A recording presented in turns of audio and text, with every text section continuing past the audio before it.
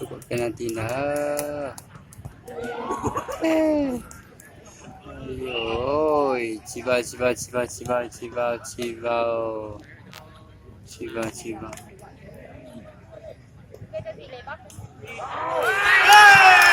Ôi dồi, vào đâu.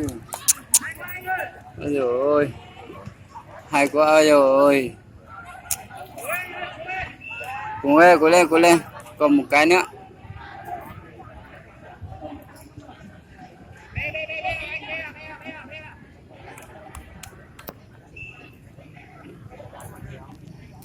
Vào nó để bao giờ gạn cho nó.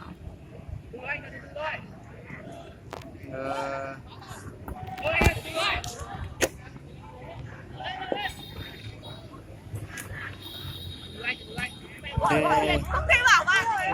Không về.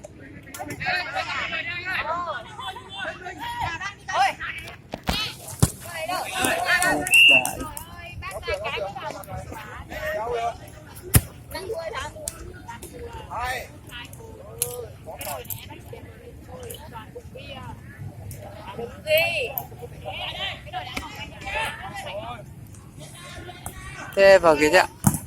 Thế ôi dồi giờ xịa chỉ vào.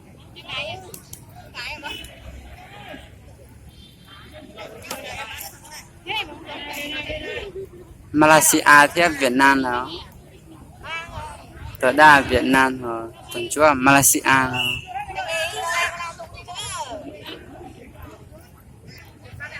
Chờ đuổi Thái Lan nhé. Thái Lan ta là vào. Việt Nam vào Malaysia ilu. Thế chả rồi trò gì thế đâu. Đưa mà, chào em.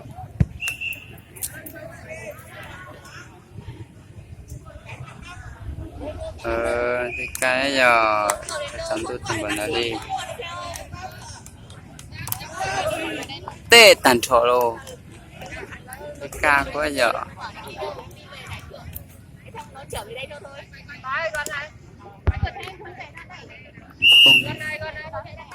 Không con.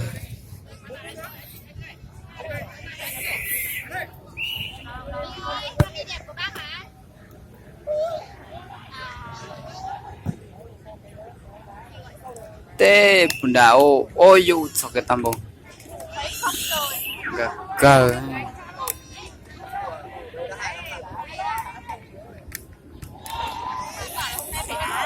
Bông va.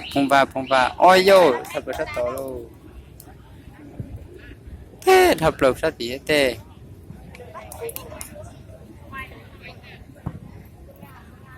Ôi dồi, thật là bố sao tận nơi luôn, tận nơi theo.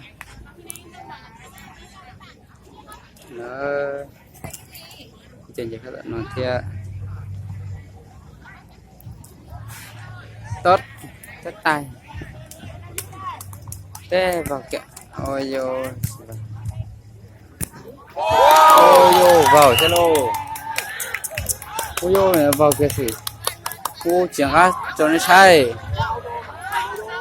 Vào rồi.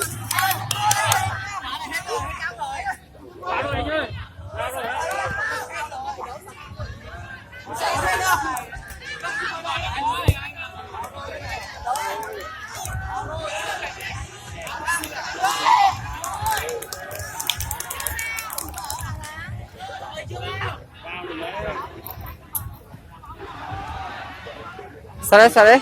Trả lời.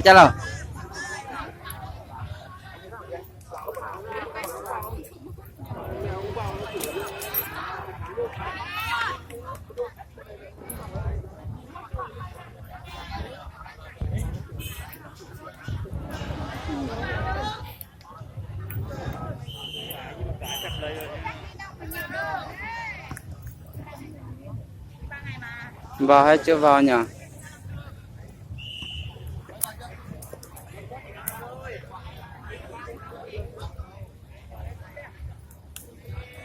Vào chỗ nào đi?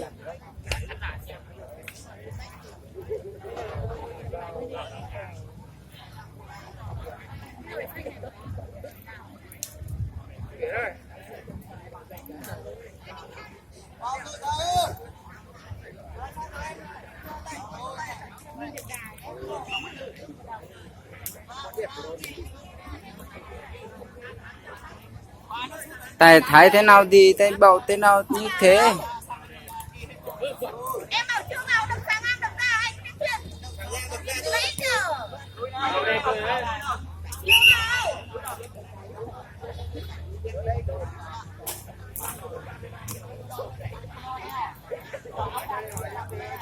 Để là chị Hải ơi, để vào chị vào nó.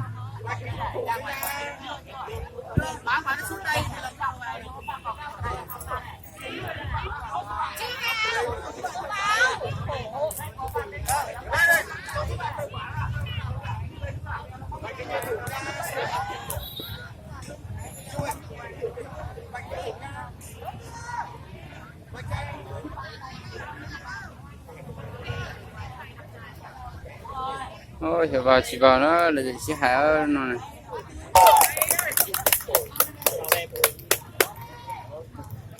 Ôi dồi, chị nó cứ vào thế đó chị xe, ô nó mà xe Malaysia vào tàu nó.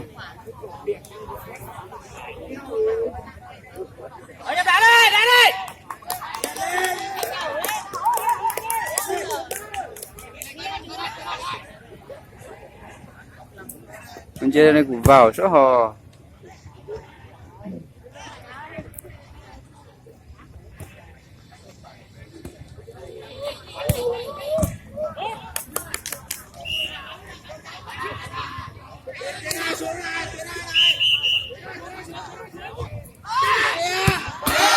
Yeah, lo giờ vào kia.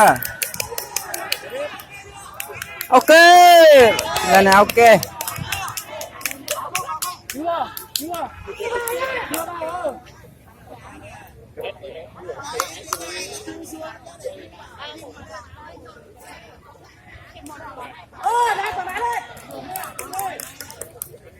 Kha nữa tính chả võ luôn đi nhỏ nó ta cũng vào hết gì để bây giờ thì ta vào nhé xem một tàu Kha rồi chả nó vào cái tiền nó này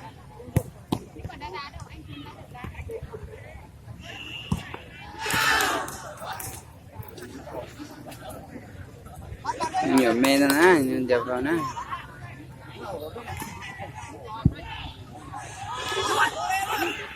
tê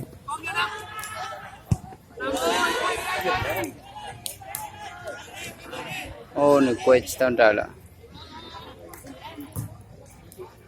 thế mà sẽ là gì môn bay danh là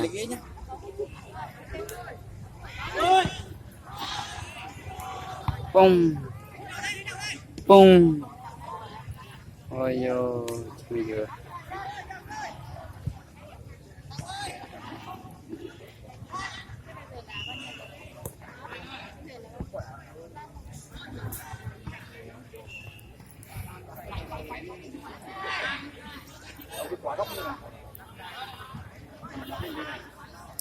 để cần nó ra bây giờ nè ôi ôi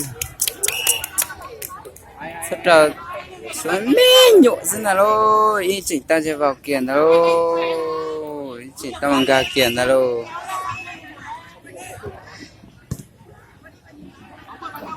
nhiều khắp vào thế nào khang gà thế nào nhiều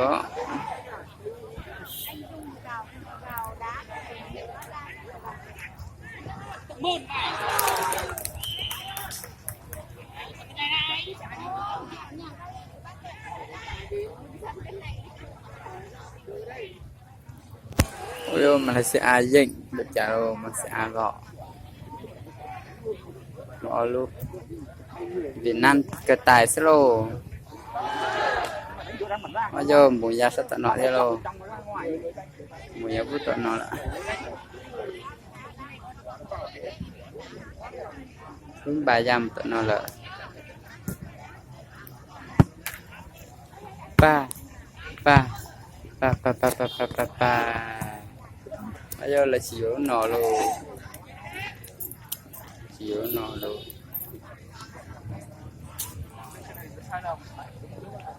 là mua lấy luôn anh nào là chỉ có đã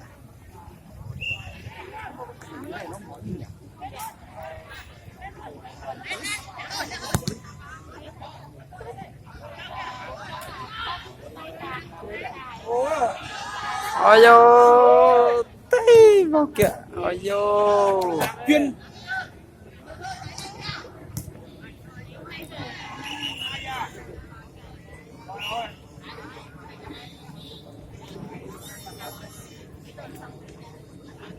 ôi vô nhìn ra đó xa xa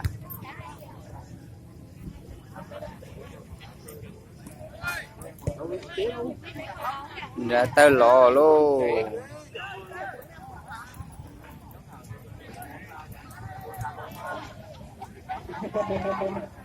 tới lò rồi vô cha lô cho cô chỉ sao đi xí luôn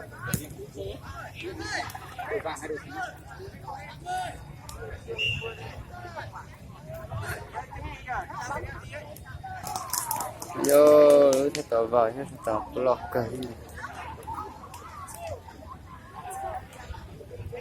ồ đâu chào mất tặng nói chung mất xìm có khó sức nó sẽ bây giờ cái xe nó sẽ đi nữa có tên này tôi chào của thế nào giống như lên sợ tụi nào nhưng mà chẳng là sang ăn đấy theo giống như lên tụi cái gì đó yes bye bye Malaysia là do Việt Nam ấy trái từ mót ta là sợ nó